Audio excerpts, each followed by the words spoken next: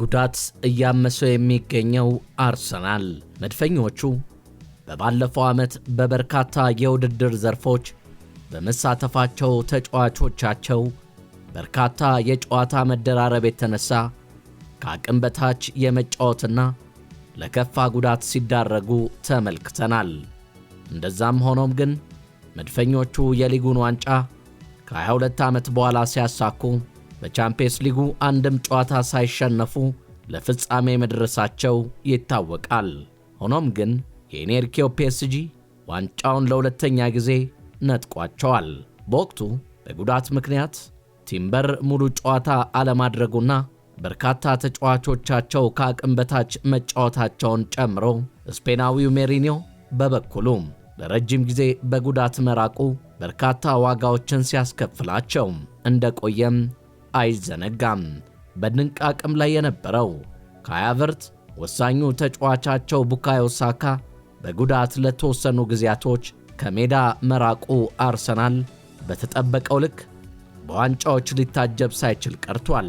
በአጥቂ አማራጭ ስፍራ ላይ የሚጫወተው ብራዚላዊው አጥቂ ጋብርኤል ጄሱስ ለረጅም ጊዜያት መራቁ በግብ የማግባት ስፍራ ላይ ከፍተኛ ጉድለት በአርሰናል ቤት ሲፈጠር ከራርሟል።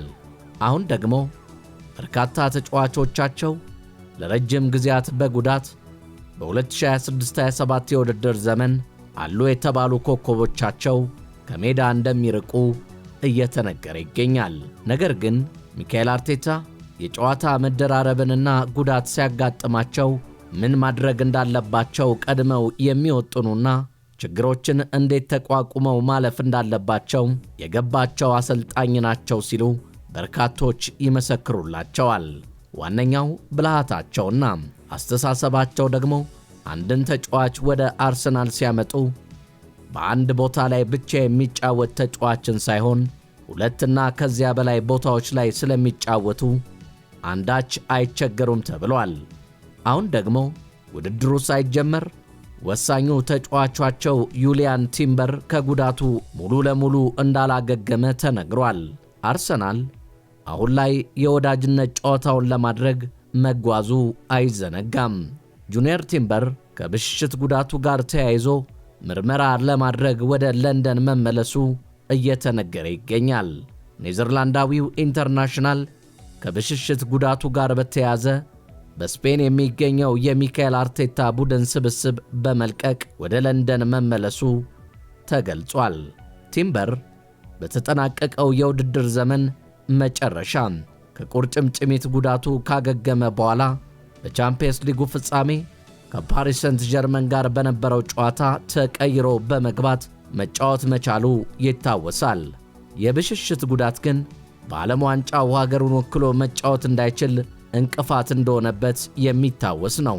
ቲምበር ወደ ለንደን የተመለሰው ጉዳቱ አገርሽቶበት ሳይሆን ከማገገም ሥራው ጋር የተያያዘ በመሆኑ ነው ተብሏል። ሌላኛው በመድፈኞቹ ቤት በአምና የዝውውር መስኮት መድፈኞቹን የተቀላቀለው ጣሊያናዊው ካላፊዮሪ ሌላኛው የመድፈኞቹ የጉዳት በተደጋጋሚ የሚያጠቃው ተጫዋች ሆኗል። ካላፊዮሪ በኋላ ስፍራ በርካታ ሥራዎችን የሚሠራ በአንዳንድ ጨዋታዎች ላይ ድንቅ ግቦችን የሚያስቆጥር ታታሪ፣ ብዙ ማድረግ የሚችል የሜዳ ላይ ንጉሥ መሆንም የሚያስችል አቅም አለው ይሉታል። ነገር ግን በባለፈው ዓመት የውድድር ዘመን ለበርካታ ጊዜያት ከሜዳ ርቋል በጉዳት የተነሳ። ይህም አርሰናልን ካጎደሉት ሌላኛው ተጫዋቾች መካከል አንዱ ይሆናል። ሊጉን መቋቋም የከበደው ካላፊዮሪ ለምን እንደሆነ ባይታወቅም በተደጋጋሚ በቋሚነት በመድፈኞቹ ቤት መሰለፍም ሲሳነው እያስተዋልን እንገኛለን። ታዲያ ካላፊዮሪ በሚቀጥለው የውድድር ዓመት ካልተሻሻለና ጠንካራ ሆኖ ዓመቱ ሙሉ መጫወት ካልቻለም መድፈኞቹ ለሚያደርጓቸው በርካታ ጨዋታዎች አንዳች እንደሚያጎድል ጥርጥር የለውም።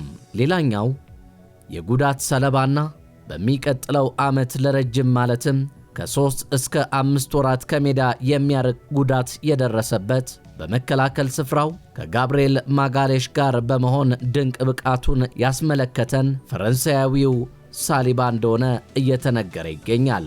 ሳሊባ ከአገሩ ፈረንሳይ ጋር እስከ ግማሽ ፍጻሜው ድረስ በ2026-27ቱ የዓለም ዋንጫ የአገሩን መረብ ላለማስደፈር ከነጉዳቱ ሲዋደቅ ቢቆይም ከስፔን ጋር በነበረው የጥሎ ማለፍ ጨዋታ ላይ የወገብ ጉዳት አጋጥሞት መውጣቱና ለመቆም እንደከበደው ሲናገር ተደምጧል።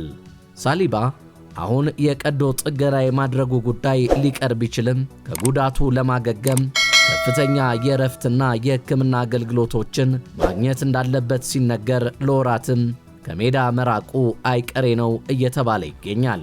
ሌላኛው ተጫዋች ደግሞ በመሃል ሜዳው ላይ ድንቅ ሆኖ የቆየው እንግሊዛዊው የመድፉ ኮከብ ተጫዋች ዲክላን ራይስ የጉዳት ሰለባ መሆኑ እየተነገረ ይገኛል። በእንግሊዝ ብሔራዊ ቡድን የበኩሉን ሲወጣ የቆየው ራይስ በባት ሕመም እየተሰቃየ መሆኑ ሲነገር ለመድፉ ቤት ሌላ የራስ ምታት ይሆናል ተብሎ ቢጠበቅም በጉዳቱ ምክንያት ለአንድ ወራት በሊጉ ላንመለከተው እንችላለን እየተባለ ነው። ሌላኛው የጉዳት ሰለባ ደግሞ ኖርዌያዊው የመድፉ አምበልና መሪ የሆነው ማርቲን ኦዲጋርድ በጉዳት መራቁ በባለፈው የውድድር ዓመት በመድፉ የማጥቃትና ግብ የሚሆኑ ኳሶችን ለመፍጠር ሲቸገር ተመልክተናል።